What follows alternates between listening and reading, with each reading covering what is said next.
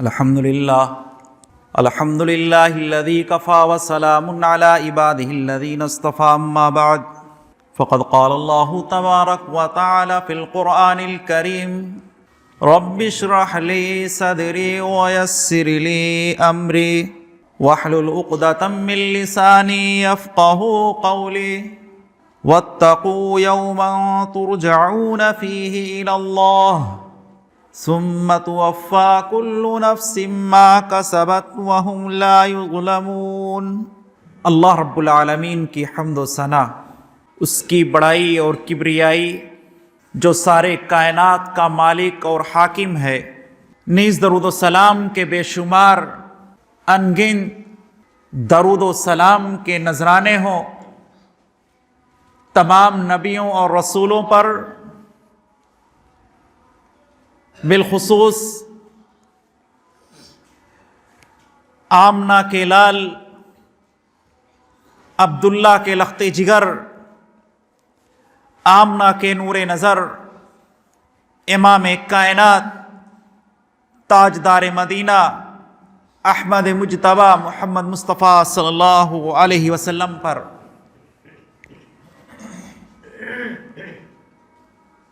حاضرین مجلس،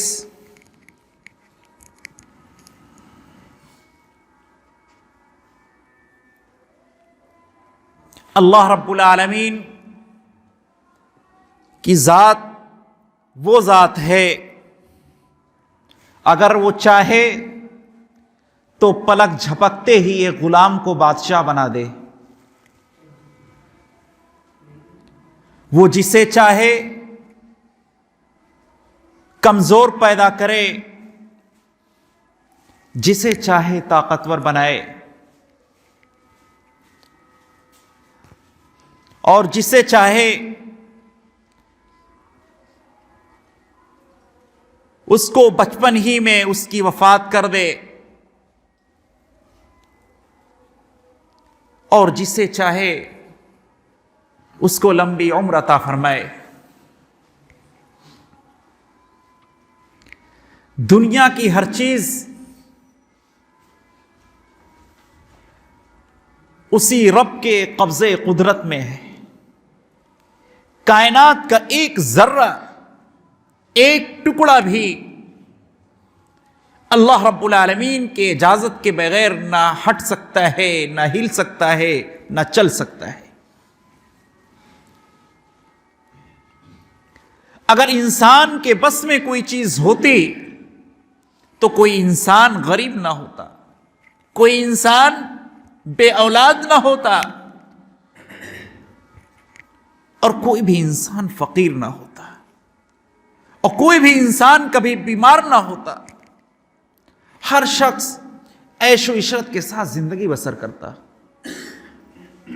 لیکن دنیا کا سارا نظام، دنیا کا سارا قانون، ایک ایک ذرہ، ایک ایک ٹکڑا اللہ رب العالمین کے قبضے قدرت میں ہے.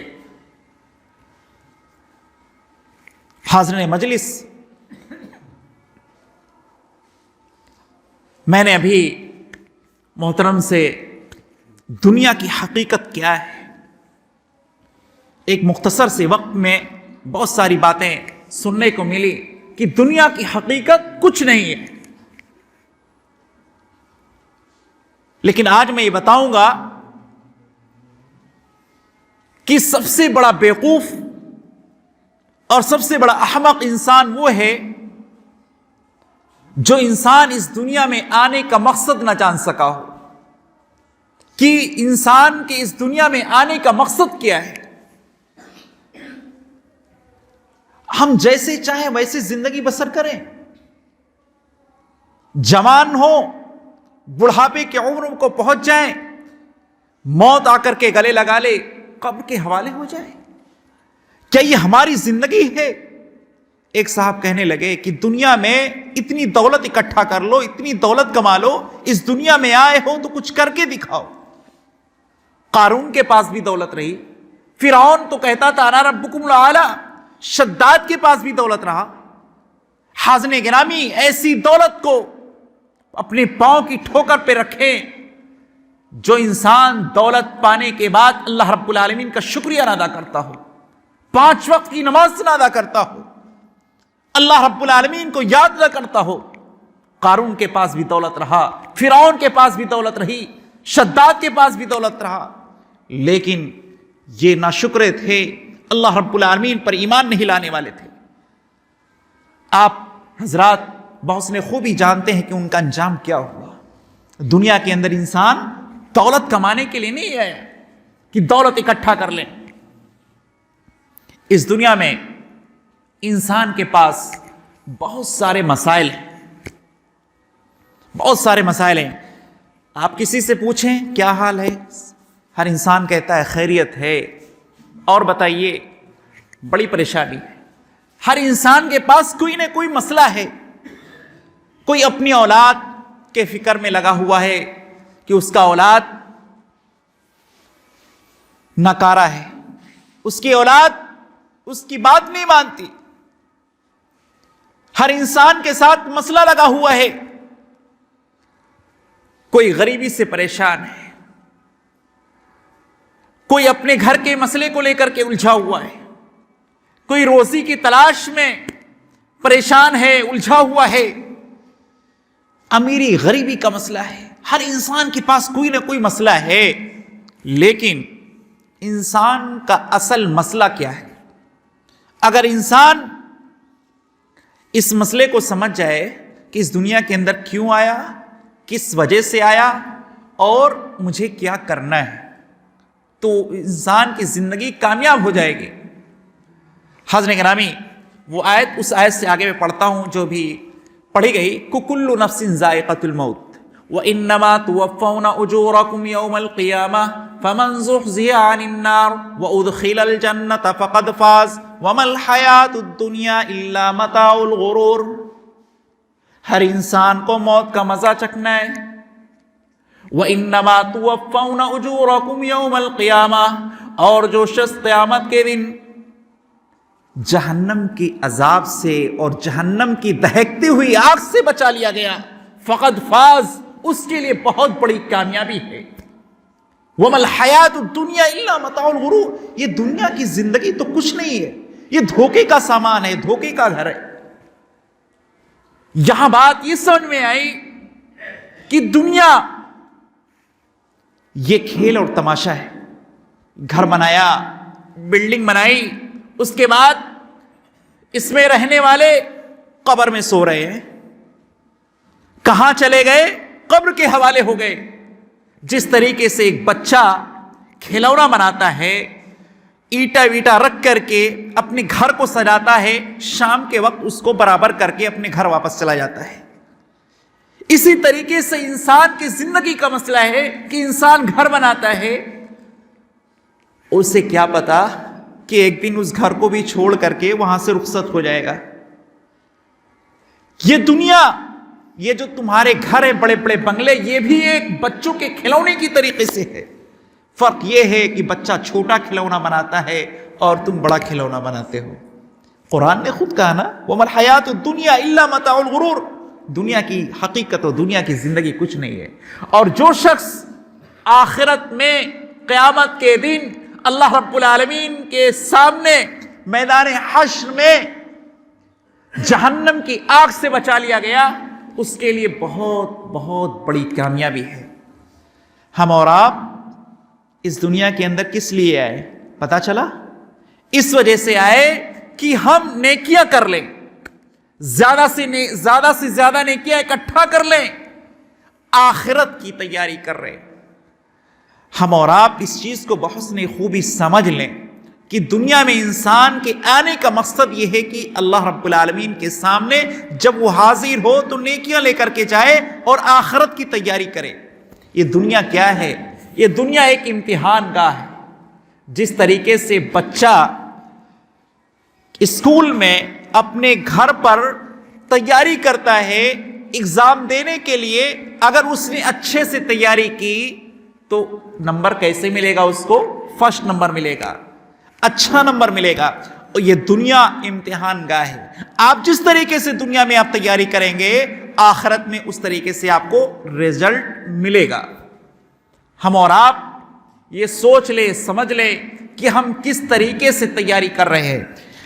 ابن ماجہ کی روایت حدیث نمبر 4259، حضرت عبداللہ ابن عمر رضی اللہ تعالیٰ عنہ کہتے ہیں کہ میں نبی کریم صلی اللہ علیہ وسلم کے ساتھ میں تھا، اتنے میں ایک انصاری صحابی آئے، اللہ کے نبی کریم صلی اللہ علیہ وسلم سے سوال کر رہے ہیں کہ یا آقا مدنی، جناب محمد رسول اللہ صلی اللہ علیہ وسلم سب سے زیادہ افضل انسان کون ہے؟ نبی کریم صلی اللہ علیہ وسلم نے ارشاد فرمایا کہ سب سے زیادہ افضل انسان وہ ہے جس کے اخلاق سب سے اچھے ہوں۔ اے اللہ کے نبی محمد رسول اللہ صلی اللہ علیہ وسلم سب سے زیادہ عقل مند انسان کون ہے؟ محمد رسول اللہ صلی اللہ علیہ وسلم نے ارشاد فرمایا کہ سب سے زیادہ عقل مند انسان وہ ہے جو آخرت کی تیاری کر رہا ہو، آخرت کی تیاری کرے، وہ سب سے زیادہ عقل مند انسان ہے۔ آج ہم اور آپ اپنی زندگی کا مطالعہ کریں۔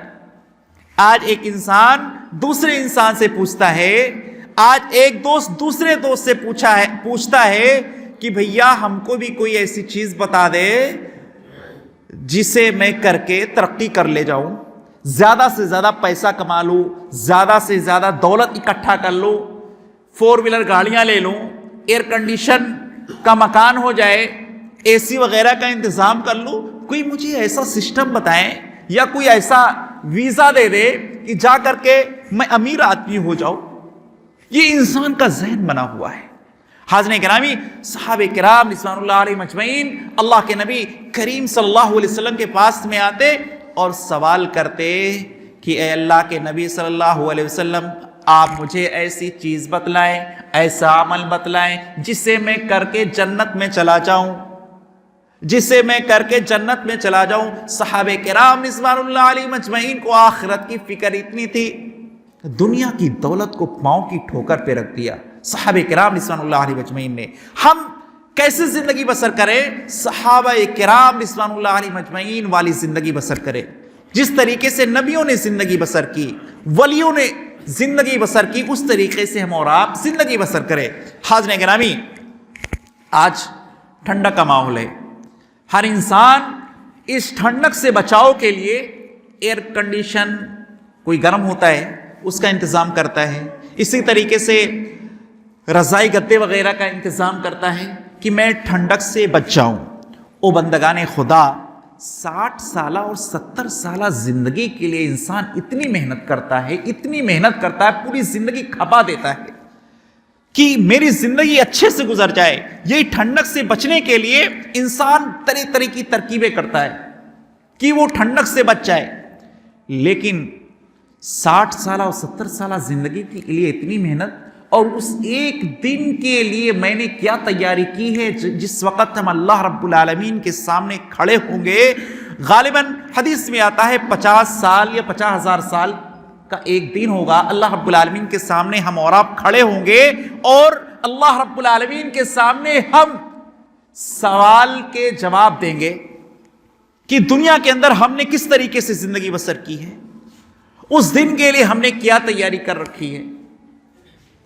جانتے ہیں اس دن کوئی سایہ دار درخت نہیں ہوگا، اس دن اللہ رب العالمین کے عرش کے علاوہ کوئی سایہ دار درخت نہیں ہوگا۔ اللہ رب العالمین کے عرش، اللہ رب العالمین کی کرسی اس کو سایہ نصیب عطا فرمائے گا۔ راوی حدیث حضرت ابو ہریرہ رضی اللہ تعالی عنہ، امام عادل ورجل شاب نشا فی عبادت اللہ سبعۃ یظلهم اللہ فی ظلہ یوم لا ظل الا ظلہ، امام عادل ورجل شاب نشا فی عبادت اللہ ورجل معلق قلبه فی المساجد ورجلان تحابا فی اللہ اجتمع علیہ وتفرق علیہ ورجل دعت امرأة ذات منصب وجمال فقال انی اخاف اللہ۔ حاضرین گرامی، اس وقت جس وقت کوئی سایہ دار درخت نہیں ہوگا، اللہ رب العالمین کی کرسی ہوگی، اللہ رب العالمین کا عرش ہوگا، اللہ رب العالمین کا عرش سایہ نصیب عطا فرمائے گا۔ اللہ رب العالمین کن کو سایہ نصیب عطا فرمائے گا؟ راوی حدیث حضرت ابو ہریرہ رضی اللہ تعالیٰ عنہ ہے، وہ روایت کرتے، وہ کہتے ہیں کہ نبی کریم صلی اللہ علیہ وسلم ارشاد فرمائے کہ اللہ رب العالمین کہے گا 7 لوگوں کو لے کر کے آؤ، کون سے لوگوں کو؟ انصاف اور بادشاہ کو۔ امام عادل جس نے اپنی زندگی میں رعایا کے ساتھ حسن سلوک کیا، معاملات اس کے صاف رہے ہوں، آج میرا عرش، میری کرسی اس کو سایہ نصیب عطا فرمائے گا۔ آج کے بادشاہ کی طریقے سے نہیں، آپ صحابہ کرام رضوان اللہ علیہ مجمعین کی زندگی کو دیکھیں، خلفائے راشدین کی زندگی کو دیکھیں، حضرت ابوبکر، حضرت عثمان غنی، حضرت عمر فاروق، حضرت علی رضی اللہ تعالیٰ عنہ کی زندگی کو دیکھیں۔ وَرَجُلٌ شَابٌ نَشَأَ فِي عِبَادَةِ اللَّهِ، اور ایسا جوان شخص جس نے اپنی جوانی اللہ رب العالمین کی عبادت میں لگا دی ہو، اللہ رب العالمین کا عرش اس کو سایہ نصیب عطا فرمائے گا۔ 7 قسم کے ایسے لوگ ہوں گے جنہیں اللہ رب العالمین اپنے عرش کا سایہ نصیب عطا فرمائے گا۔ اللہ رب العالمین ہم تمام لوگوں کو ان 7 قسم کے لوگوں میں شمار کرے، آمین۔ حاضرین گرامی، ہم اور آپ آخرت کا فکر کریں، اپنی زندگی میں نیک عمل کریں۔ وَأَمَّا مَنْ أُوتِيَ كِتَابَهُ بِشِمَالِهِ فَيَقُولُ يَا لَيْتَنِي لَمْ أُوتَ كِتَابِيَهْ وَلَمْ أَدْرِ مَا حِسَابِيَهْ يَا لَيْتَهَا كَانَتِ الْقَاضِيَةَ مَا أَغْنَى عَنِّي مَالِيَهْ هَلَكَ عَنِّي سُلْطَانِيَهْ خُذُوهُ فَغُلُّوهُ ثُمَّ الْجَحِيمَ صَلُّوهُ ثُمَّ فِي سِلْسِلَةٍ ذَرْعُهَا 70 ذِرَاعًا فَاسْلُكُوهُ۔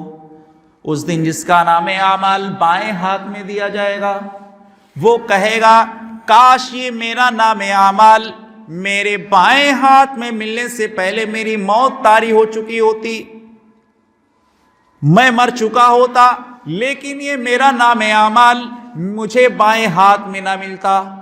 وہ کپ کپا رہا ہوگا اور وہ اپنے زبان سے کہہ رہا ہوگا کہ دنیا کی دولت کام نہیں آئی، نہ میرے بچے کام آئے، نہ میری پردھانی کام آئی، نہ میری امیری کام آئی، نہ میری دولت کام آئی۔ اللہ رب العالمین کہیں گے خذوہ فغلوہ ثم الجحیم صلوہ، فرشتوں اس کو پکڑو، اس کو 70 گز کی زنجیروں میں جکڑو اور اس کو جہنم کی گہرائی میں ڈھکیل دو۔ اللہ اکبر۔ صحیح الجامع کی روایت، راوی حدیث حضرت انس رضی اللہ تعالیٰ عنہ، حدیث نمبر 5248، حضرت انس رضی اللہ تعالیٰ عنہ کہتے ہیں کہ جہنم کی گہرائی اتنی ہوگی کہ اگر اس میں، نبی کریم صلی اللہ علیہ وسلم نے ارشاد فرمایا کہ اگر اس میں کوئی پتھر ڈال دیا جائے تو برابر 70 سال تک اس میں گرتا رہے گا، پھر بھی اس کی گہرائی تک نہیں پہنچے گا۔ اللہ اکبر۔ جہنم اتنی گہری ہوگی۔ حاضرین گرامی، ہم اس جہنم سے بچنے کے لیے اور اس دہکتی آگ سے بچنے کے لیے ہم تیاری کریں، ہم یہ سمجھ جائیں اور بحسن خوبی یہ جان لیں کہ دنیا کی زندگی کچھ نہیں ہے، ہم آخرت کی تیاری کریں۔ ایک کتاب ہے سلسلۃ تاریخ الخلفاء راشدین، میں نے کہا کہ اللہ رب العالمین کا عرش کا سایہ اسے نصیب ہوگا جو انصاف والا بادشاہ ہوگا۔ حضرت عمر فاروق رضی اللہ تعالیٰ عنہ مسلمانوں کے امیر المومنین ہے، خلیفہ ثانی ہے۔ ایک کتاب ہے سلسلۃ تاریخ الخلفاء راشدین، اس میں یہ واقعہ نقل کیا ہے کہ حضرت عمر بن خطاب رضی اللہ تعالیٰ عنہ، یہ بادشاہ اور مومنوں کے امیر ہیں، وہ رات کی تاریکیوں میں گشت کر رہے ہیں۔ گشت کرتے کرتے ایک جگہ پہنچے مقام سرار میں، جو مدینہ سے 3 میل کی دوری پر واقع ہے۔ حضرت عمر فاروق رضی اللہ تعالیٰ عنہ ایک ایسی جگہ جب پہنچتے ہیں تو دیکھا کہ ایک بوڑھی خاتون ہے، اس کے بغل میں چند بچے بیٹھے ہوئے ہیں جو رو رہے ہیں، تڑپ رہے ہیں۔ حضرت عمر فاروق رضی اللہ تعالیٰ عنہ وہاں تشریف لے گئے اور کہا کہ تو کیسی عورت ہے، تیرے بغل میں یہ بچے بیٹھے ہوئے ہیں، تو ان کو چپ نہیں کرا سکتی؟ وہ بوڑھی خاتون نے کہا، اس عورت نے کہا کہ جائیے آپ اپنا راستہ لیں، مجھ سے سوال نہ کریں۔ حضرت عمر فاروق رضی اللہ تعالیٰ عنہ چونکہ امیر المومنین تھے، بادشاہ وقت تھے، رعایا کا خیال تھا، حضرت عمر فاروق رضی اللہ تعالیٰ عنہ نے اصرار کیا اس خاتون سے کہ آپ کے بغل میں جو بچے بیٹھے کیوں رو رہے ہیں؟ اس عورت نے کہا کہ غریبی کا یہ عالم ہے کہ راشن کا انتظام نہیں، اسی وجہ سے بچے رو رہے ہیں بھوک کی وجہ سے۔ کہا تمہارے سامنے یہ آگ کے سامنے جو ہانڈی چڑھی ہوئی ہے، جو برتن رکھا ہوا ہے، اس میں کیا تم نے چڑھا رکھا ہے؟ کہا اس میں پانی اور پتھر رکھ دیا ہے تاکہ بچے یہ سمجھیں کہ کھانا بن رہا ہے۔ ابھی بچے بلک بلک کر کے، رو رو کر کے یہ بچے سو جائیں گے، کھانے کا کوئی انتظام نہیں ہے۔ میں پتیلی میں پانی اور پتھر رکھ دیا تاکہ بچوں کو ایک امید، ایک آس رہے کہ ابھی ماں نکال کر کے کھانا دے گی۔ حضرت عمر بن خطاب رضی اللہ تعالیٰ عنہ نے جب اس جملے کو سنا، فوراً اپنے سواری کو موڑا۔ آپ کا خادم اسلم آپ کے ساتھ موجود تھا۔ حضرت عمر بن خطاب رضی اللہ تعالیٰ عنہ بیت المال گئے اور بوری نکالا، راشن نکالا، اپنے پیٹھ پر رکھا۔ آپ کا خادم آگے بڑھتا ہے اور کہتا ہے کہ اے امیر المومنین عمر بن خطاب رضی اللہ تعالیٰ عنہ، آپ کا خادم موجود ہے۔ حضرت عمر بن خطاب رضی اللہ تعالیٰ عنہ کہتے ہیں اے اسلم، کل اللہ رب العالمین قیامت کے دن عمر سے سوال کرے گا، تم سے نہیں پوچھے گا، مجھ سے پوچھے گا، اور ہر ایک شخص سے، ہر انسان سے اس کے بارے میں سوال ہوگا۔ کل ہم اللہ رب العالمین کے سامنے کیا جواب دیں گے؟ حضرت عمر بن خطاب رضی اللہ تعالیٰ عنہ اس راشن کو لے کر کے اس بوڑھی خاتون کے پاس پہنچے، یہی نہیں، کھانا تیار کیا، آٹا گوندھا، اس بچے کو کھلایا، واپس ہوئے، تھوڑی دور جا کر کے رک گئے، ٹھہر گئے۔ خادم اسلم پوچھ رہا ہے کہ اے امیر المومنین، کیا اب بھی کچھ باقی ہے؟ حضرت عمر بن خطاب رضی اللہ تعالیٰ عنہ اپنی ایڑی اٹھا کر کے دیکھ رہے ہیں اس بوڑھی خاتون اور اس بچے کی طرف، اللہ رب العالمین کا شکریہ ادا کرتے ہوئے کہہ رہے ہیں کہ اے خادم اسلم، جس وجہ سے یہ بچے رو رہے تھے بلک بلک کر کے، میں نے یہ سوچا اور میں یہ دیکھنا چاہا کہ جب تک یہ بچے آرام سے میٹھی نیند نہ سو جائیں، یہ عمر رضی اللہ تعالیٰ عنہ اس جگہ سے ہٹ نہیں سکتا، ہل نہیں سکتا۔ میری آنکھوں نے دیکھ لیا کہ بچے آرام سے میٹھی نیند سو گئے، اب عمر یہاں سے رخصت ہو رہا ہے۔ حاضرین گرامی، میرے عرض کرنے کا مقصد یہ ہے، میرے عرض کرنے کا خلاصہ یہ ہے کہ صحابہ کرام رضوان اللہ علیہم اجمعین کی جیسی زندگی تھی اس طریقے سے ہم زندگی بسر کریں۔ میں حضرت عمر بن فاروق رضی اللہ تعالیٰ عنہ حضرت محمد مصطفیٰ صلی اللہ علیہ وسلم کے پاس تشریف لائے۔ نبی کریم صلی اللہ علیہ وسلم ایک چٹائی پر لیٹے ہوئے تھے، آپ کے پاس ایک ٹوٹا ہوا مٹکا تھا، ایک تکیہ رکھا ہوا تھا۔ عمر بن خطاب رضی اللہ تعالیٰ عنہ نے کہا کہ آپ تو اللہ کے نبی، اللہ کے رسول ہیں صلی اللہ علیہ وسلم، آپ کا یہ عالم ہے کہ آپ ایک ٹوٹی پھوٹی چٹائی پہ لیٹے ہوئے ہیں، آپ کے پاس صرف ایک تکیہ ہے، ایک مٹکا ہے، اور میں قیصر و کسریٰ کے بادشاہ کو دیکھتا ہوں کہ ان کا کیا عالم ہے، دولت کے خزانے پڑے ہوئے ہیں۔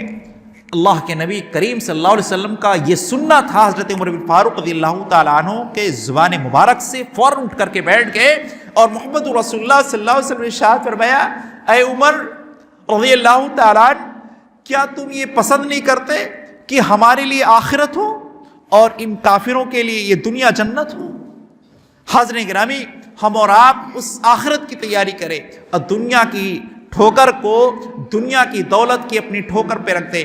حضرت مصعب بن عمیر رضی اللہ تعالیٰ عنہ کی زندگی کو دیکھیں کہ حضرت مصعب بن عمیر رضی اللہ تعالیٰ عنہ کی امیری کا یہ عالم ہے کہ جب مکہ اور مدینہ کی گلیوں میں چلتے تھے تو وہ گلی خوشبو سے معطر ہو جاتی تھی، اتنا قیمتی لباس پہنتے تھے کہ لوگ کہتے تھے کہ اس راستے سے مصعب بن عمیر رضی اللہ تعالیٰ عنہ کا گزر ہوا ہے۔